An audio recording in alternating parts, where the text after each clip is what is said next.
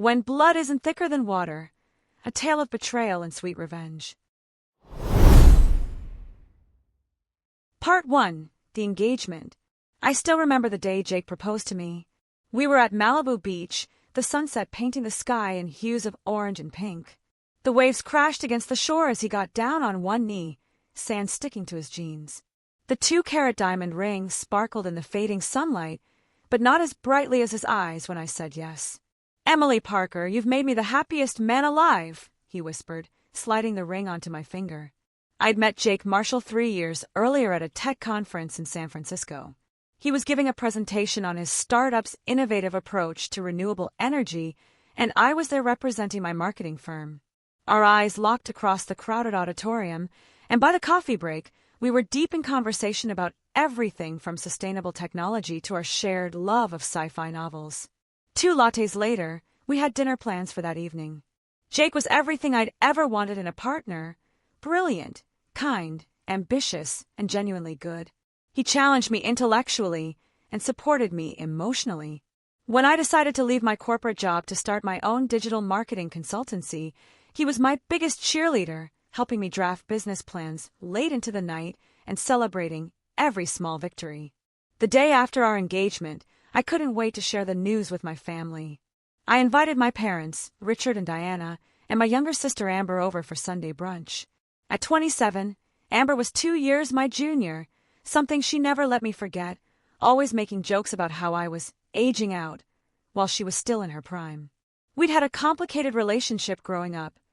Our parents had always favored her, praising her beauty and charm while often overlooking my academic achievements and work ethic. As we sat around my dining table, I poured mimosas and waited for the perfect moment. Finally, after everyone had filled their plates with avocado toast and eggs Benedict, I held out my left hand, the diamond catching the light streaming through the window. "Jake and I are engaged," I announced, unable to contain my smile. My parents' reactions were lukewarm at best. Mom examined the ring with pursed lips before offering a tight smile. "It's lovely, dear. A bit flashy for my taste, but if you like it," Dad grunted, stabbing at his eggs. "I hope you've thought this through, Emily. Marriage is a serious commitment." But it was Amber's reaction that should have been my first warning. She studied the ring with an intensity one mistook for admiration, then looked up at me with a smile that didn't quite reach her eyes. "Congratulations, sis," she said, raising her glass. "I always thought Jake was a catch. You're so lucky." I chose to ignore the undertone in her voice, wanting to believe it was just my imagination. After all, this was my moment of happiness. Why would I suspect my own sister of anything sinister? That evening, as Jake and I scrolled through potential wedding venues on our iPad, I mentioned my family's underwhelming reaction. "They'll come around," Jake assured me, kissing my temple. "They're probably just processing the news. Not everyone jumps up and down screaming like in those viral videos." I nodded, trying to push away the nagging feeling that something wasn't right. "I guess so. I just thought they'd be happier for us." "Hey," Jake tilted my chin up, making me look into his warm brown eyes. "The only thing that matters is that I love you and you love me. Everything else is just noise. If only I'd known then how loud that noise would become." Part 2. The First Signs. The warning signs began appearing about 2 weeks after our engagement announcement. I noticed Amber had started liking and commenting on all of Jake's social media posts, not just recent ones, but going back months, even years. She'd leave flirtatious comments like, "Looking good, future bro-in-law," or "Save some handsome for the rest of us." When I mentioned it to Jake, he laughed it off. "She's just being friendly, Em," and probably a little bored at her job. Amber had always flitted from job to job, never settling on a career. Currently, she was working as an administrative assistant at a law firm, a position she constantly complained about while doing little to advance her skills or search for better opportunities. I tried to believe Jake's explanation, but my unease grew when Mom called to suggest a family dinner at their house to properly celebrate our engagement. "Bring Jake, of course," she added. "Amber's been asking when she'll see him again. I think she really looks up to him." The dinner was set for Friday evening. I spent the week buried in client work, preparing social media campaigns for a new fitness brand and putting together a pitch for a potential healthcare client. Jake was equally busy at his renewable energy startup, working late most nights as they prepared for another funding round. By the time Friday rolled around, we were both exhausted but looking forward to a night off. We stopped to buy a bottle of champagne and flowers for my mother on the way. Ready to face the Parker family inquisition? Jake teased as we pulled into my parents' driveway. I smiled weakly. As long as you're by my side, I can handle anything. If only that had remained true. Mom greeted us at the door, air-kissing my cheeks before giving Jake an overly enthusiastic hug. Jake, darling. How wonderful to see you again. Dad shook Jake's hand firmly, then immediately engaged him in conversation about the stock market, steering him toward the living room and effectively separating us. I headed to the kitchen to help with dinner preparations, only to find Amber already there, stirring a pot of what smelled like her famous risotto, Jake's favorite dish, which I'd mentioned to her only once in passing. "Hey, sis," she said, not looking up from the stove. She was wearing a low-cut blouse that accentuated her curves, her blonde hair cascading down her back in perfect waves. "Love the dress. Vintage, right?" I glanced down at my wrap dress, which I bought from a second-hand designer store. It wasn't vintage, just pre-loved and sustainable, something I valued. "Thanks. Need any help?" "I've got it covered," she replied, flashing a bright smile. "Why don't you go check on Jake? Make sure Dad isn't boring him to death with talk about his golf handicap." I hesitated, something in her tone making me uncomfortable. "I think they're discussing investments, actually. Jake's quite savvy with money." "Oh, I know," Amber said, tossing her hair back. "We had the most interesting conversation about cryptocurrency last week. Did he tell you he called me? He wanted advice on what kind of flowers you'd like for your birthday." So thoughtful. My stomach tightened. Jake hadn't mentioned calling Amber, and my birthday wasn't for another 5 months. Before I could question her further, Mom bustled in with empty glasses. "Emily, be a dear and open the wine. Amber, that risotto smells divine." Dinner was an exercise in restraint. I watched as Amber positioned herself directly across from Jake, leaning forward whenever he spoke, laughing too loudly at his jokes and finding excuses to touch his arm. Mom and Dad seemed oblivious, or worse, encouraging. They asked Jake countless questions about his business and future plans while barely acknowledging my own successful consultancy. When Amber announced she'd made tiramisu for dessert, another of Jake's favorites, I couldn't stay silent any longer. "That's so interesting, Amber. How did you know Jake loves tiramisu?" A flash of something crossed her face before she smiled innocently. "You must have mentioned it." Jake, seemingly oblivious to the tension, grinned. "Well, whoever told you, I'm not complaining. It's been ages since I've had homemade tiramisu." "I'll give you the recipe," Amber purred. "It's all about the quality of the mascarpone." After dessert, as Jake helped Dad select a brandy from his collection, Amber cornered me in the hallway to the bathroom. "He's really something, isn't he?" she whispered, her eyes glinting in the dim light. "Smart, successful, gorgeous. You've always had good taste, Em." "Thanks," I replied cautiously. "It's just—" She hesitated, touching my arm. "Are you sure you're right for each other? I mean, he's so ambitious and dynamic. And you're so settled in your ways."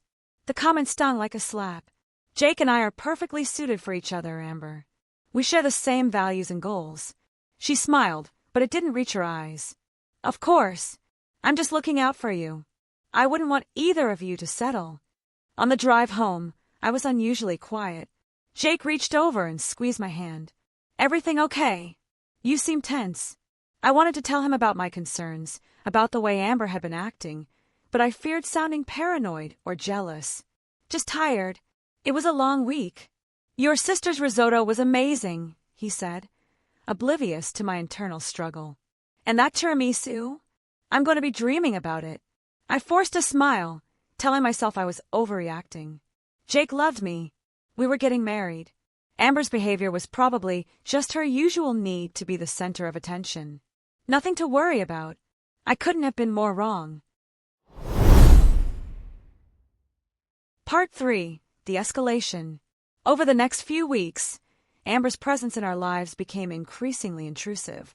She would coincidentally show up at our favorite coffee shop on Saturday mornings, always alone, always immaculately dressed, and always with some contrived reason why she had to join us. Emily! Jake! What a surprise! She'd exclaim, as if she hadn't seen my Instagram story from the previous evening mentioning our plans. I was just picking up beans for Dad. Mind if I join you for a quick cup? One quick cup would turn into a 2-hour conversation, dominated by Amber, with questions directed primarily at Jake about his work, his hobbies, his opinions on everything from politics to the latest Marvel movie. I would sit there, increasingly invisible, watching my fiancé, and sister build a rapport that made my skin crawl. Then came the text messages. At first, they seemed innocent enough. Amber asking me about wedding planning, offering to help with research on venues and photographers. But gradually, the texts started coming directly to Jake. Hey, future bro-in-law. Found this article about sustainable wedding decor. Thought of you immediately. Quick question, do you think Emily would prefer roses or peonies for her bouquet? You know her taste so well. When I asked Jake about the frequency of these messages, he shrugged it off. She's just excited about the wedding, Em. And honestly, it's nice that she wants to be involved. Didn't you say you wished your family showed more interest? I had said that, but this wasn't the kind of interest I'd had in mind. Still, I didn't want to come across as the jealous, controlling fiancé, so I bit my tongue and tried to focus on our future together. Then came the incident that I couldn't ignore. Jake and I had planned a weekend getaway to Napa Valley to celebrate 6 months until our wedding day. We'd booked a charming bed and breakfast nestled among the vineyards and arranged for private wine tastings at several exclusive estates. It was meant to be a romantic escape from our hectic work schedules, a chance to reconnect and discuss our final wedding plans. 2 days before we were set to leave, my mother called. Emily, darling, I need to ask a huge favor, she began, her voice honey-sweet in a way that immediately put me on guard. Your father and I are supposed to attend the Johnsons' anniversary party this weekend, but I've come down with the most dreadful cold. I was wondering if Amber could use your reservation in Napa? She's been working so hard lately, and a getaway would do her good. I was momentarily speechless. Mom, this trip is for Jake and me. It's a special pre-wedding celebration. Oh, she said, disappointment evident in her tone. I thought perhaps Jake could stay behind to work on that important project he mentioned at dinner. Amber said he's been so stressed about the deadline. My blood ran cold. How did Amber know about Jake's project deadline? I hadn't even mentioned it to my parents. Jake and I are both going, I said firmly. We've had this plan for months. Amber will have to find her own getaway. Mom sighed dramatically. You've always been so selfish when it comes to sharing, Emily. Even as a child, you never wanted to let Amber play with your toys. I ended the call as quickly as possible, seething with frustration. But the real shock came that evening when Jake returned from work. Hey, I got the strangest call from your sister today, he said, loosening his tie as he sat beside me on the couch. My stomach nodded. About what? She said your mom is really sick, and they were wondering if I'd mind if she took your place on our Napa trip since you'd offered to stay and take care of your mom. He looked confused. I told her that didn't sound like something you'd arrange without talking to me first, and that I was really looking forward to our time together. I felt like I'd been doused in ice water. She actually suggested that I had offered to cancel on our special weekend. Jake nodded, concern etching his features. And what's going on? This is weird, even for family dynamics. Finally, I told him everything. The flirtatious comments, the constant, coincidental meetings, the way my parents seemed to be enabling her behavior. As I spoke, I could see realization dawning in his eyes. I thought she was just being friendly, he said slowly. I had no idea. God, Em, I'm so sorry I didn't see it sooner. Relief washed over me at his understanding, but it was short-lived. The next day, I received a series of texts from my mother. Jake seemed very confused when Amber called him. Did you not tell him about the change of plans? Amber is devastated that you've made her look foolish. She was only trying to help. Your father and I raised you to be more considerate of your sister's feelings. I didn't respond to any of them, too focused on preparing for our trip. Jake and I agreed to set clear boundaries with Amber and my parents after we returned, but for now, we needed this time together. The weekend in Napa was exactly what we needed. Intimate dinners by candlelight, lazy mornings with coffee on our private terrace overlooking the vineyards, and long, meaningful conversations about our future together. For the first time in weeks, I felt secure in our relationship again. Until Sunday morning, when I went to take a shower and heard Jake's phone chime repeatedly with incoming texts. I wouldn't normally have looked, but given recent events, I glanced at the screen as I passed.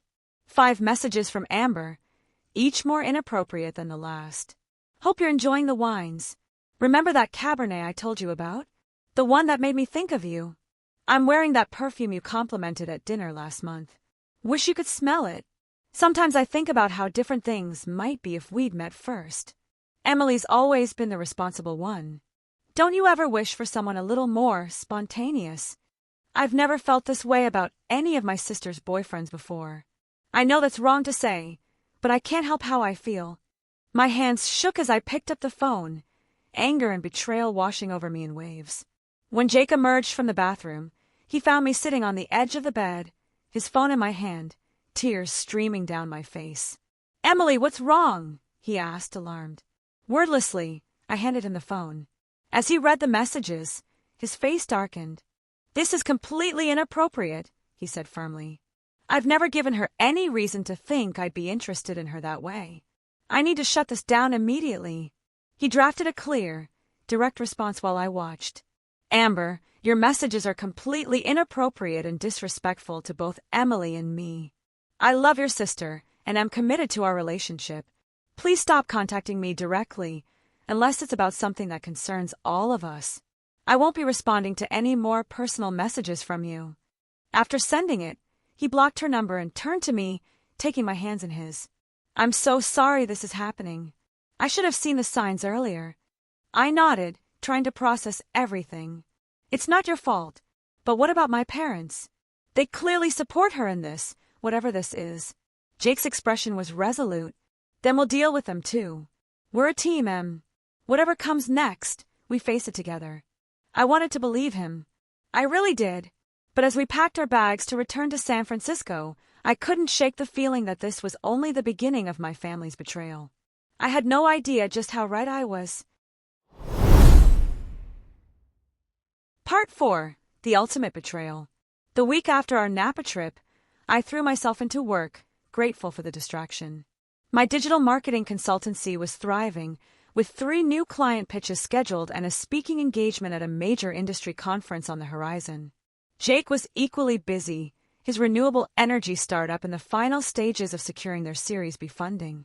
We'd been home for 4 days when my father called, his voice unusually stern. "Emily, your mother and I need to speak with you. It's important. Can you come to dinner tonight? Alone." The emphasis on alone sent a chill down my spine, but I agreed. If they wanted to address the situation with Amber, I was more than ready for that conversation. I arrived at my parents' suburban home at 7 p.m. sharp, steeling myself for confrontation. What I didn't expect was to find Amber already seated in the living room, wearing a demure blouse and a victimized expression. My parents sat on either side of her like bodyguards. "What's this about?" I asked, remaining standing. Mom smiled tightly. "Sit down, Emily. We need to have a family discussion. If this is about Amber's inappropriate behavior toward my fiancé, then yes, we absolutely need to talk," I said, crossing my arms. Dad cleared his throat. "Actually, we wanted to talk to you about the way you've been treating your sister. She's been very upset." I stared at him in disbelief. "The way I've been treating her?" Amber dabbed at her eyes with a tissue.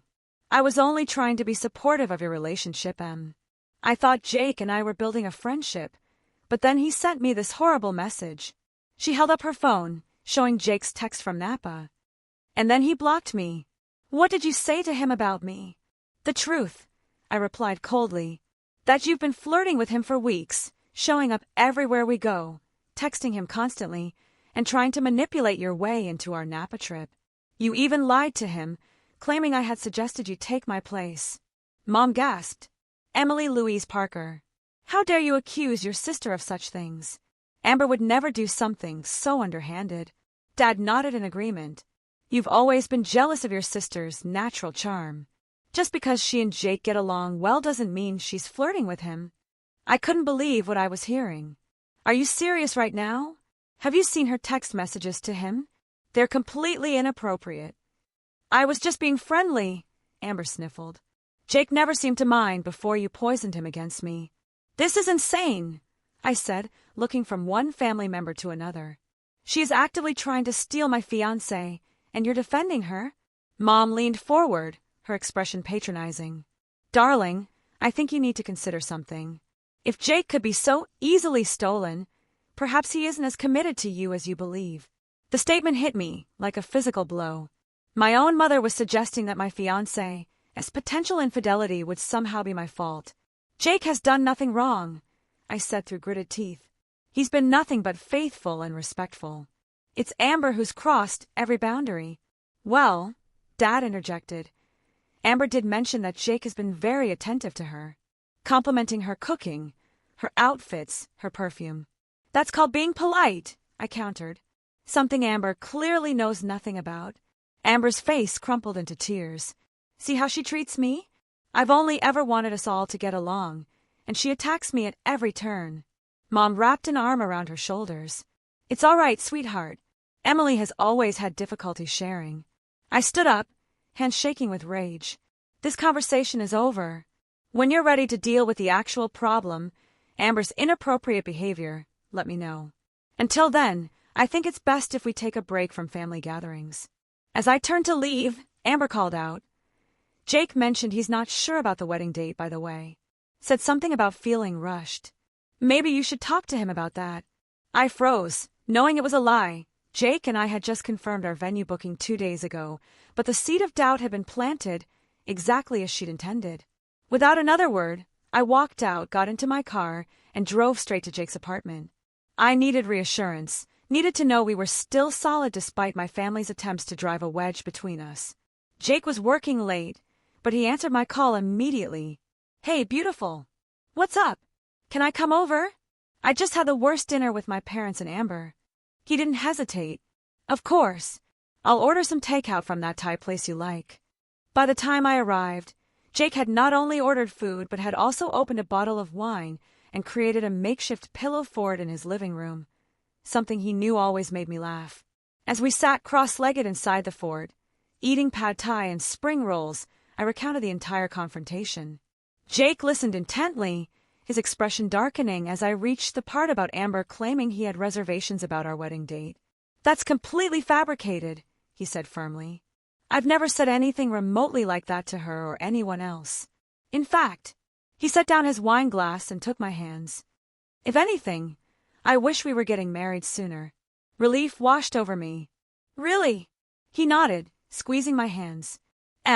I don't know what game your sister is playing, but I want you to know that I am 100% committed to you. Not her, not anyone else. You. We stayed up late into the night, discussing how to handle the situation. Jake suggested we take a complete break from my family until after the wedding, but I was concerned about the narratives Amber might spin in my absence. What if we just eloped? I suggested half-jokingly, as we finally crawled into bed around 2 a.m. Jake propped himself up on one elbow, looking at me seriously. Would that make you happy? I considered it for a moment. No, I admitted. Despite everything, I still want a real wedding. I just don't want them to ruin it. Then they won't, he promised, pulling me close. We'll figure this out together. The next morning, Jake left for work early, kissing me goodbye as I dozed in his bed. I love you, Emily Parker. Nothing and no one will ever change that. I smiled sleepily, feeling more secure than I had in weeks. After he left, I took my time getting ready, stopping for coffee at our favorite CAF, before heading to my home office for a day of client calls. It was nearly noon when my phone rang with a call from a number I didn't recognize. Thinking it might be a potential client, I answered professionally. Emily Parker speaking. Emily, this is Sandra from Bluebird Bridal Boutique. I'm calling about the appointment for this afternoon. I frowned, confused. I don't have an appointment today. Oh, the woman sounded flustered. I have a 2 p.m. appointment for the Parker wedding. The bride is coming in with her mother for a final fitting. A chill ran down my spine. That's not me. Can I ask who made this appointment? Let me check. It was booked by an Amber Parker. She's noted as the bride, with Diana Parker as the mother of the bride. My hand tightened around the phone. Thank you, Sandra. There must be some confusion. I'll sort it out with my family. I hung up, anger building inside me like a storm. The audacity was breathtaking. While I'd been suspecting Amber of trying to steal my fiancé, she'd apparently moved on to stealing my entire wedding. Instead of calling my mother or sister, I did something I'd never done before. I drove to my father's office unannounced, walked past his surprise secretary, and closed his door behind me.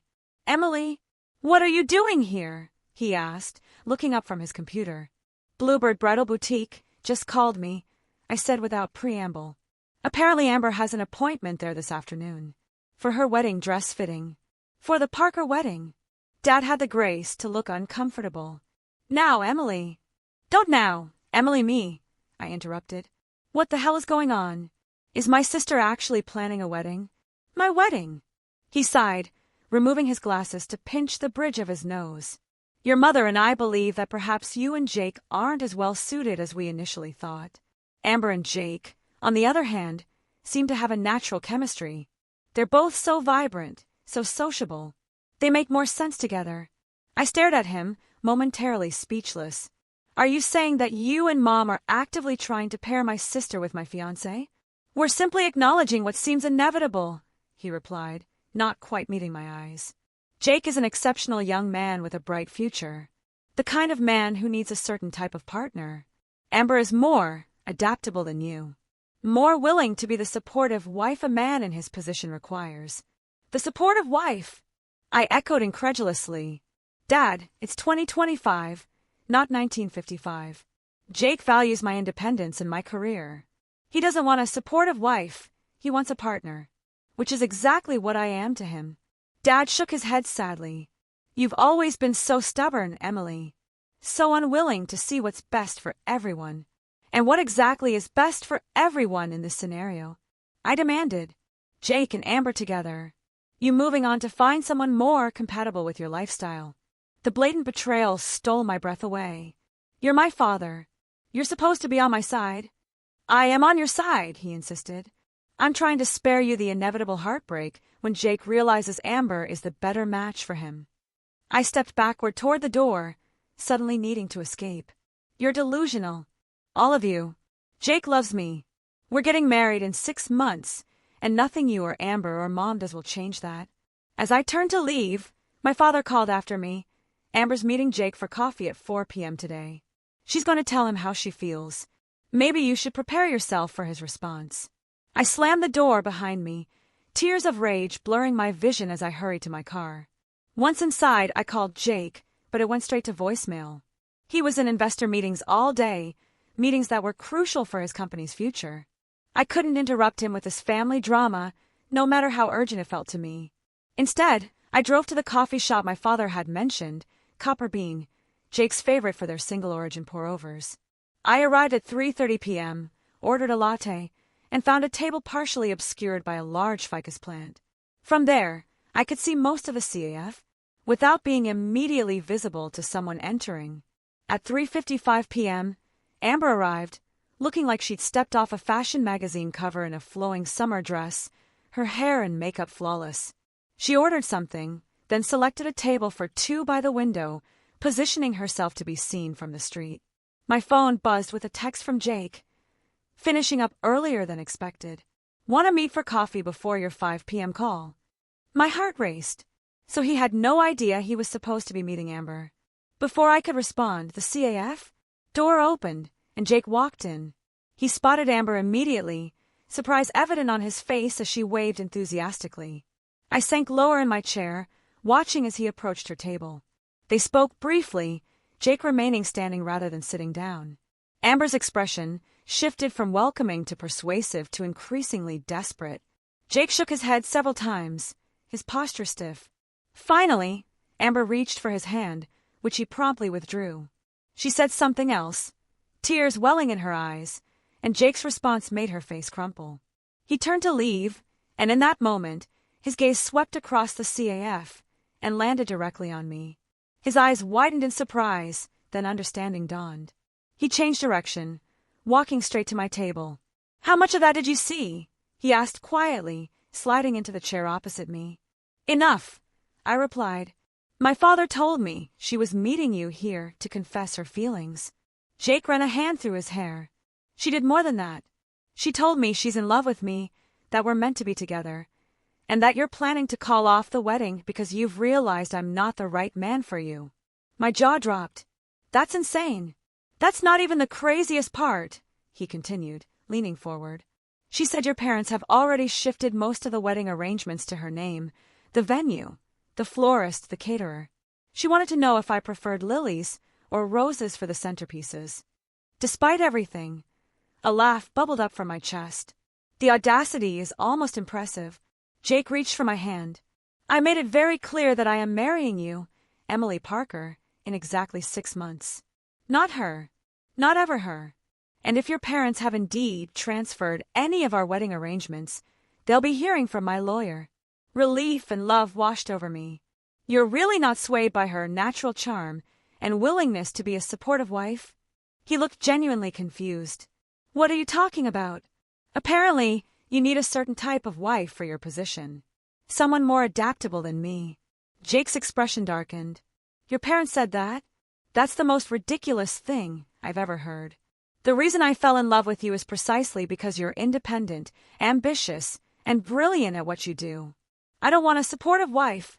I want you exactly as you are." As if on cue, Amber emerged from the restroom, her face tear-streaked but her head held high. When she spotted us together, she froze momentarily before storming over. "So this is why you rejected me?" she demanded of Jake. "Because she was spying on us? That's pathetic. Emily, even for you." Jake stood up, positioning himself slightly in front of me. "Amber, I rejected you because I love your sister. It's that simple. Whatever game you and your parents are playing stops now." Amber's face contorted with rage. "She doesn't deserve you. She never has. I would do anything for you, be anything you need." "What I need," Jake said firmly, "is for you to understand and respect that I am marrying Emily, not you. Not ever. And if you can't accept that, then you won't be welcome in our lives.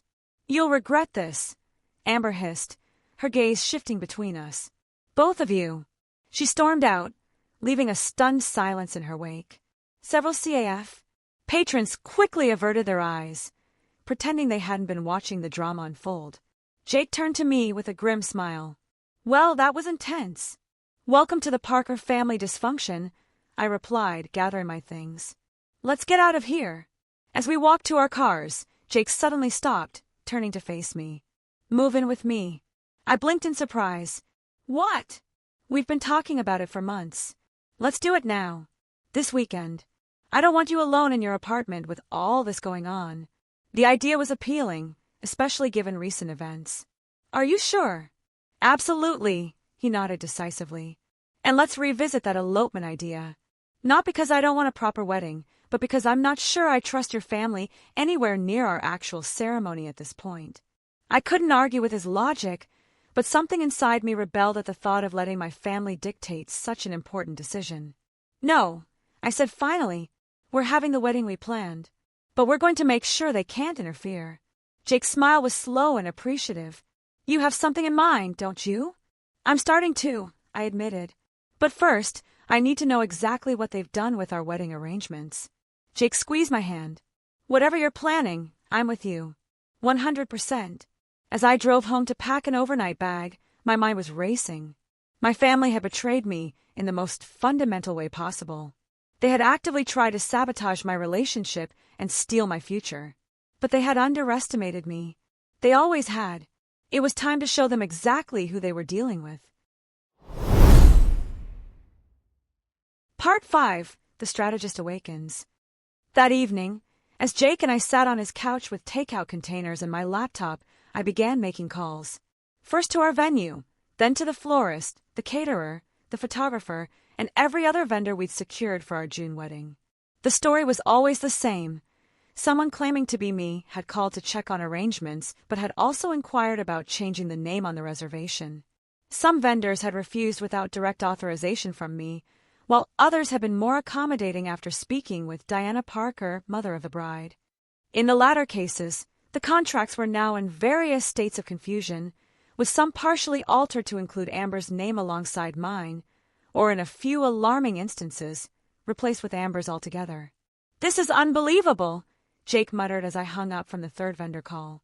"How did they think they'd get away with this?" I rubbed my temples, fighting a growing headache. They probably assumed you'd be so enamored with Amber by now that I'd be out of the picture completely.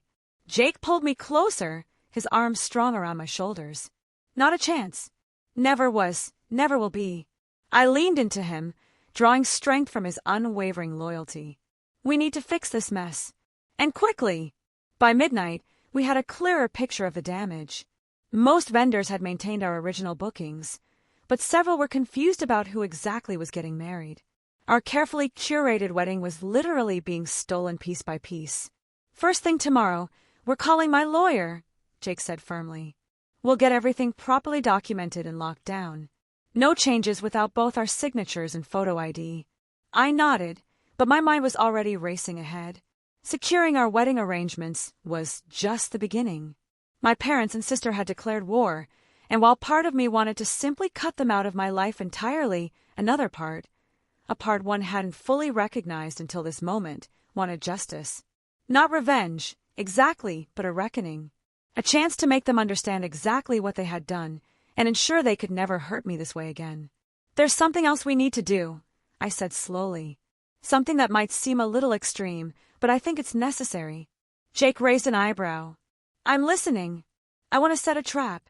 One that will expose exactly what they're trying to do, not just to us, but to everyone who matters to them. As I outlined my plan, Jake's expression shifted from concern to understanding to reluctant admiration. You know this will burn bridges, he cautioned. Your relationship with your family might never recover. What relationship? I countered.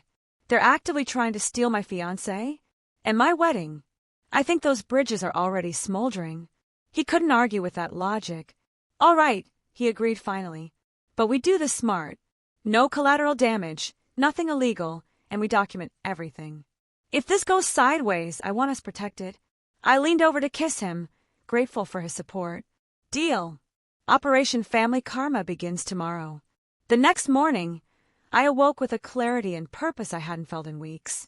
While Jake called his lawyer to start the process of legally securing our wedding arrangements, I reached out to my most trusted friend, Melissa, who happened to be a PR specialist at a major tech firm. I need your help with something delicate, I explained when we met for coffee an hour later. After hearing the full story, her jaw actually dropped. I don't even have words, she said, shaking her head in disbelief. Of course I'll help. What's the plan? I leaned forward, lowering my voice slightly. I need to create a situation where they reveal their true intentions in a way that can't be denied or explained away. And I need witnesses. Melissa's eyes gleamed with understanding. A honey trap. Exactly. Over the next week, Jake and I implemented the first phase of our plan. We secured all our wedding arrangements with ironclad contracts and explicit instructions that only the two of us, in person and with ID, could make any changes. We moved the majority of my belongings into Jake's apartment, leaving only enough at my place to maintain appearances. And we started the rumor mill. Through carefully selected mutual acquaintances, we began dropping hints about trouble in paradise. Jake mentioned stress and doubts to his golf buddy, who happened to be married to my mother's friend. I confided in a coworker who lived in my parents' neighborhood that the wedding planning was causing tension in our relationship. We temporarily unfollowed each other on social media and made sure to attend certain events separately. The bait was set. Now we just needed my family to take it. It didn't take long. 3 days after our whisper campaign began, my mother called. Emily, darling. Joe and Mitchell mentioned seeing Jake at the club, looking rather troubled. Is everything all right with you too? I swallowed my disgust at her transparently false concern. Everything's fine, Mom. Just busy with work and wedding planning. You know, she continued, her voice deceptively casual, if you're having second thoughts, there's no shame in calling things off. Better to realize it now than after the wedding. I'll keep that in mind, I replied noncommittally. The next day, Amber texted. Heard you and Jake are going through a rough patch. If you need someone to talk to, I'm here. I didn't respond, but I forwarded the message to Jake with an eye-roll emoji. We were both working from his apartment, maintaining our social media silence while privately documenting every contact from my family. Phase 2 began when Jake ran into Amber at his favorite coffee shop, the same one where I'd witnessed their confrontation. This time, however, The meeting was carefully orchestrated. Jake pretended to be distracted and troubled, responding to Amber's solicitous questions with vague references to relationship complications and needing space to think. Melissa was seated nearby, recording the entire conversation on her phone while pretending to be engrossed in her laptop. The resulting audio was enlightening, to say the least. "Maybe this is a sign, Jake." Amber's voice oozed sympathy. "Emily's always been so focused on her career. Some women just aren't meant for marriage and family." "I don't know," Jake replied, his voice perfectly calibrated to sound confused and vulnerable. "I love her, but lately I've been wondering if we want the same things." "Of course you love her," Amber quickly agreed. "But sometimes love isn't enough, you know? You need compatibility, shared goals, someone who puts you first. Someone like you?" Jake asked innocently. The pause that followed was pregnant with calculation. "I would never come between you and my sister," Amber finally said, her voice dripping with false sincerity. "But if things don't work out, well, I've always thought we had a special connection." I almost gagged listening to the recording later that evening. Jake looked equally disgusted. "She didn't even hesitate," he noted. "Just a paper-thin denial before basically offering herself as your replacement." I nodded grimly. "And did you notice how she immediately tried to make it sound like my career ambitions are the problem? As if being successful is incompatible with being a good partner." The trap continued to unfold over the next 2 weeks. Jake began to respond to Amber's increasingly frequent texts, maintaining the facade of a man conflicted about his engagement. I made sure to seem distracted and distant during brief family interactions, fueling the narrative that our relationship was deteriorating. Meanwhile, we were meticulously documenting everything. Every text, every call, every coincidental meeting, all carefully recorded and timestamped. Melissa helped us compile it all into what she called the dossier of betrayal, a comprehensive record of my family's systematic attempt to sabotage my relationship. The final phase of our plan required precise timing and a touch of theatrical flair. We decided that my parents' upcoming anniversary party, an annual event attended by their closest friends and social circle, would be the perfect setting for the grand finale. "Are you sure about this?" Jake asked the night before the party. "Once we do this, there's no going back." I looked at the man I loved, the man who had stood by me through this twisted family drama without wavering. "I'm sure. They try to take everything from me, my fiancé, my wedding, my happiness. They need to face the consequences." Jake nodded, pulling me into a tight embrace. "Then we do this together. Team Parker Marshall against the world." I laughed, feeling lighter than I had in months. "I like the sound of that." The next evening, we arrived at my parents' anniversary party separately, me first, Jake 30 minutes later, as if we couldn't coordinate even the simple act. The country club dining room was elegantly decorated, with champagne flowing freely and my parents holding court among their adoring friends. Amber, predictably, had positioned herself near the entrance, ready to intercept Jake as he arrived. I watched from across the room as she greeted him with a lingering hug and guided him toward the bar, her hand resting possessively on his arm. My mother caught my eye and gave me a look that could only be described as pitying. It took every ounce of self-control not to reveal my hand too early. An hour into the party, my father clinked his glass for a toast. As conversation died down, he beamed at the assembled guests. "Diana and I are so grateful to celebrate 30 years of marriage with all of you, our dearest friends. 3 decades of partnership, support, and family." "Speaking of family," he turned, gesturing toward where Jake and Amber stood by the window, "we're hoping for even more happy news to celebrate soon." The implication was clear to anyone who knew about my engagement to Jake.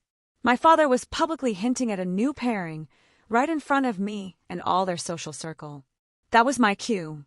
I moved to the center of the room, champagne glass in hand. "I'd like to make a toast as well," I announced, my voice carrying clearly across the suddenly quiet space.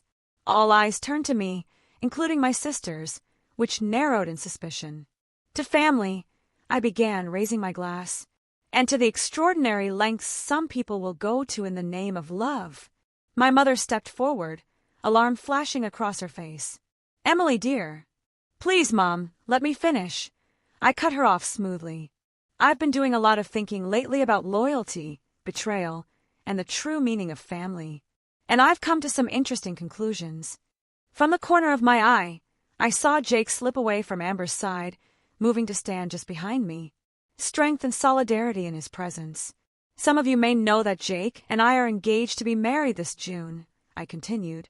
What you might not know is that for the past few months, my sister and parents have been engaged in a systematic campaign to break us up and arrange for Amber to take my place, not just in Jake's affections, but in our actual wedding. Gasps and murmurs rippled through the crowd. My father stepped forward, his face darkening. Emily, that's enough. You're embarrassing yourself. Am I? I countered, pulling my phone from my clutch. Because I have some interesting evidence that suggests otherwise. I nodded to Melissa, who had been posing as my +1 for the evening. She tapped a few commands on her tablet, and suddenly the large display screen that had been showing a slideshow of my parents' wedding photos switched to a series of text messages, Amber's increasingly brazen communications with Jake. These are just a sample, I explained as the guests stared in horrified fascination. There's also audio of Amber explicitly offering herself as my replacement, evidence of attempts to take over our wedding arrangements, and testimony from multiple vendors who were told I was stepping aside in favor of my sister. My mother had gone deathly pale. My father looked like he might explode. And Amber was frantically searching the room for an escape route, her perfectly composed F.A., odd A crumbling by the second. But the most interesting part, I continued, my voice steady, is that Jake and I were never actually having relationship problems. We've been documenting this betrayal for weeks, waiting to see how far my family would go. On cue, Jake stepped forward, taking my hand. Every conversation, every text, every attempted manipulation, it's all recorded. We've been playing along to understand the full extent of the conspiracy. The silence in the room was absolute. Then, from the back, one of my mother's oldest friends spoke up. Diana, is this true? Did you really try to steal your daughter's fiancé? For your other daughter? All eyes turned to my parents, who stood frozen in the spotlight of public scrutiny. It was the moment of truth, the moment I'd been working toward for weeks. What happened next would determine everything. Part 6. Sweet Justice. The silence stretched like taffy, thick and uncomfortable. My father was the first to recover, his face reddening as he straightened his tie and attempted to salvage the situation. Now, everyone, this is clearly a misunderstanding, he began, forcing a chuckle that sounded hollow even to my ears. Family dynamics can be complicated. Emily has always had a flair for the dramatic. Behind him, my mother nodded vigorously, her social smile firmly in place, though her eyes darted nervously around the room. Girls competing for attention is nothing new, she added with a strained laugh. I'm sure we all remember being young, but the murmurs from their friends suggested no one was buying this explanation. Not with the evidence literally displayed on the screen before them, Amber's explicit texts, my parents' manipulative messages, all time-stamped and undeniable. Mrs. Henderson, my mother's bridge partner for 15 years, stepped forward with narrowed eyes. Diana, I've known you for ages, but if what Emily is saying is true, that's beyond the pale. It's not what it looks like, my mother insisted, her composure beginning to crack. We were only trying to protect Emily from making a mistake. Jake and Amber have a natural chemistry, anyone can see it. We thought that you could orchestrate a partner swap between your daughters. Judge Wilson, a longtime friend of my father's, interrupted, his tone incredulous. Richard, what were you thinking? My father's expression hardened as he realized their social damage control was failing. Changing tactics, he turned to Jake. Young man, surely you understand we were only looking out for everyone's best interests. Emily's career has always been her priority. We simply felt that Amber might be more compatible with your future needs. Jake's grip on my hand tightened. With all due respect, sir, Emily's career is one of the many things I love and admire about her. I don't need or want a different kind of partner. I chose Emily, and I choose her every day. A gentle ripple of approval went through the crowd. Several women nodded approvingly, while their husbands looked increasingly uncomfortable with my father's antiquated attitude. Throughout this exchange, Amber had remained uncharacteristically silent, her eyes darting between the exits in her phone. But as the tide of public opinion visibly turned against our parents, She suddenly stepped forward, tears welling in her perfectly made-up eyes. "I was just following Mom and Dad's lead," she blurted, her voice breaking. "They said Emily was too busy for Jake, that he deserved someone who would put him first. I didn't mean to hurt anyone, I just wanted to help." The betrayal was so breathtaking, I actually laughed. "Wow, Amber. Throwing Mom and Dad under the bus to save yourself. That's a new low even for you." She turned to me, desperation evident in her expression. "Em, you don't understand. They've always pitted us against each other. Always made me feel like I needed to compete with you. So your solution was to try to steal my fiancé? And my wedding?" I challenged, unwilling to let her rewrite the narrative. "You could have talked to me. You could have refused to participate in their schemes. Instead, you dove in headfirst." My mother, seeing her social standing crumbling before her eyes, made one last desperate attempt. "Everyone, please," she pleaded, hands outstretched. "This is a family matter. A misunderstanding that's gotten out of hand. Emily, darling, we can discuss this privately." "No, Mom, we can't," I interrupted firmly. "Because for months, you've been gaslighting me, making me feel paranoid for noticing Amber's behavior. You've been lying to me, to Jake, to all your friends. And for what? Because you've always preferred Amber? Because you think my career ambitions make me less worthy of happiness?" The room fell silent again. My words hung in the air, years of unspoken family dynamics finally laid bare. Surprisingly, it was Jake who broke the tension.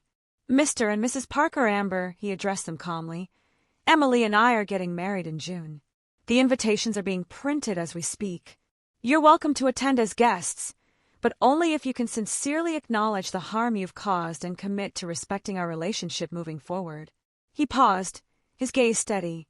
"If you can't do that, then we wish you well, but you won't be part of our lives or our celebration." The finality of a statement hit like a thunderclap. It wasn't vindictive or cruel, just a clear boundary, firmly drawn. My parents stared at us, seemingly at a loss for words. Amber looked shell-shocked, her carefully constructed world falling apart around her. I felt a momentary pang of sympathy. She had been shaped by our parents' favoritism as much as I had, but it passed quickly. We all make our own choices eventually. Judge Wilson cleared his throat. "I think perhaps the party has reached its conclusion," he suggested diplomatically. "Richard, Diana will speak soon." Like a dam breaking, the guests began to murmur and move toward the exits, some pausing to squeeze my arm or whisper a word of support.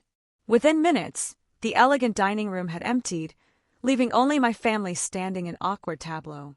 "You've ruined everything," my mother finally said, her voice low and bitter. "Our reputation, our anniversary." "No, Mom," I corrected her gently. "You did that yourselves. All I did was bring the truth to light." My father, always more pragmatic, seemed to realize they had lost. "What happens now?" he asked, his voice suddenly tired. "That depends on you," I replied honestly. "I meant what Jake said. If you can genuinely acknowledge what you did and commit to change, there might be a path forward. If not," I shrugged. "Then this is where we part ways." They exchanged glances, decades of marriage allowing them to communicate silently. Finally, my father nodded. "We need time to think. This isn't. We never intended." "I know," I said, surprised to find I actually believed them. "You thought you were doing what was best, in your own twisted way. But intentions only count for so much. The harm was still real." I turned to Amber, who had sunk into a chair, her perfect posture abandoned. "The same goes for you. I'd like to think there's a future where we have some kind of relationship, but that's up to you." She looked up, mascara streaked down her cheeks. "Did you plan all of this just to humiliate us?" "No," I answered truthfully. "I planned it because nothing less would have made you stop. You wouldn't listen, you wouldn't respect boundaries, and you wouldn't acknowledge what you were doing. Sometimes the only way to stop toxic behavior is to expose it." With that, Jake and I turned to leave. As we reached the door, I heard my father call out, "Emily." I paused, looking back. "I'm sorry," he said simply. Not explaining, not justifying, just acknowledging. It wasn't enough, not nearly enough, but it was a start. I nodded once before continuing out into the warm evening air, Jake's hand steady in mine. "You okay?" he asked gently as we walked to the car. I took a deep breath, considering the question. Yes, I realized with mild surprise. I actually am. For the first time in months, I feel free. He smiled, pulling me close for a kiss. You were magnificent in there. A regular avenging angel. I laughed, some of the tension finally leaving my body. Well, I had an excellent partner in crime. Partner in everything, he corrected, opening the car door for me with a flourish. So what now? Home. Home. Our apartment, our life together, our future untainted by family manipulation. Yes, I agreed. Let's go home. The next few months were a whirlwind of wedding preparations, interspersed with careful negotiations of new family boundaries. True to his word, my father reached out a week after the anniversary party debacle, requesting a meeting. Alone with him at a neutral coffee shop, I listened as he struggled to explain himself, to reconcile his actions with his self-image as a good father. Your mother and I grew up in a different time, he said, turning his coffee cup in circles. We thought, well, I don't know what we thought. That we knew better, I suppose. And Amber, I prompted. The obvious favoritism all these years. He had the grace to look ashamed. She was easier to understand. More like your mother. Social, adaptable. You were always so self-sufficient. We didn't think you needed us as much. It wasn't a good excuse, but it was an honest one. We ended the conversation with a tentative plan for future contact. Limited, supervised, and contingent on continued respect for my boundaries. My mother took longer to come around, her pride more severely wounded. But by the time wedding invitations went out, she had managed a stilted apology and a promise to try to do better. It wasn't perfect, but it was progress. Amber was the wild card. After a month of radio silence, she sent me a lengthy email that oscillated between genuine remorse and self-justification. The last paragraph, however, caught my attention. I don't expect you to forgive me anytime soon, or maybe ever. What I did was unforgivable. But I want you to know I'm starting therapy to figure out why I thought it was okay to hurt my sister this way. Maybe someday we can talk again, when I'm doing better. It was more self-awareness than I'd ever seen from her. I responded with a brief acknowledgement and a sincere wish for her healing journey. As our June wedding approached, Jake and I made significant adjustments to our plans. The country club venue my parents had initially insisted upon was replaced with a charming vineyard in Sonoma. Our guest list was refined to include only people who genuinely supported our relationship, and I asked Melissa, the friend who had helped us execute our exposure plan, to stand as my maid of honor, a role previously assigned to Amber more out of obligation than desire. On the morning of our wedding, as I was getting ready in the bridal suite, there was a knock at the door. Melissa opened it cautiously, then turned to me with raised eyebrows. "It's your mom," she whispered. "Should I send her away?" I hesitated, then shook my head. "It's okay. Let her in." My mother entered, looking uncharacteristically uncertain. She was dressed appropriately for a mother of the bride, but had respected my request for minimal involvement by staying away from the pre-wedding preparations. "You look beautiful," she said softly, her eyes taking in my simple but elegant gown, so different from the princess-style dress she had once envisioned for me. "Thank you," I replied, genuinely appreciating the compliment. She twisted her hands nervously. "I know I don't deserve to be here today. What your father and I did, what we encouraged Amber to do, it was unforgivable." I studied her face, searching for signs of manipulation but finding only regret. "Why did you come?" "To give you this," she said, holding out a small box. It was my grandmother's. She was a lot like you, independent, determined. I think she would have wanted you to have it. Inside the box was a delicate sapphire pendant, elegant in its simplicity. It matched the blue accents in my wedding decor perfectly. "Something blue," my mother added with a tentative smile. "And something old. If you want it, that is." I touched the pendant gently. It was beautiful and free from the negative associations of more recent family heirlooms. "I'd like to wear it," I decided. "Thank you." As she helped fasten it around my neck, our eyes met in the mirror. There was an ocean of hurt between us, years of misunderstanding and months of betrayal. But there was also a tiny bridge being extended, fragile, uncertain, but real. "I'll never be the mother you deserved," she admitted quietly. But I'm trying to be better than the mother I was. It wasn't a Hollywood reconciliation moment. There were no tearful embraces or declarations of forgiven sins. Just a small acknowledgement, a tentative step forward. That's all any of us can do, I replied. Try to be better. She nodded, then stepped back. I'll leave you to finish getting ready. Your father and I will be in the back row if that's all right. It's all right, I agreed, surprised to find I meant it. As the ceremony began and I walked down the aisle alone, my choice, a symbol of giving myself freely to the partnership I was entering, I caught sight of my parents in the last row. My father nodded solemnly. My mother dabbed at her eyes. Several rows ahead sat Amber, subdued in a simple blue dress, respecting my request that she attend as a guest rather than a member of the wedding party. But my focus quickly shifted to the front, where Jake waited, his face lighting up as our eyes met. This was what mattered, the life we were building together, founded on mutual respect, support, and genuine love. As we exchanged vows beneath a canopy of twinkling lights and fragrant wisteria, I felt the last pieces of resentment begin to loosen their grip on my heart. Not forgiveness, exactly. Some actions take years to fully forgive, if ever, but a release. Freedom from the power their betrayal had held over me. At the reception, Jake and I shared our first dance to At Last by Etta James, swaying together as our friends cheered. Later, as the party was in full swing, I found myself alone for a moment, watching Jake laugh with his college roommates near the bar. He looks happy, my father said, appearing beside me with uncharacteristic hesitation. You both do. I nodded, not looking away from my husband. We are. I was wrong, he admitted after a pause. About everything. The kind of partner he needed, the kind of life you would build together. You were right all along. It was perhaps the first time in my life my father had acknowledged being wrong about anything significant. I turned to look at him, this man who had shaped so much of my understanding of family, for better and worse. Thank you for saying that, I replied simply. He cleared his throat awkwardly. Your mother and I will be leaving soon. We don't want to overshadow anything. I caught his meaning. They were trying to respect my space, to contribute positively without imposing. Another small step. I appreciate that.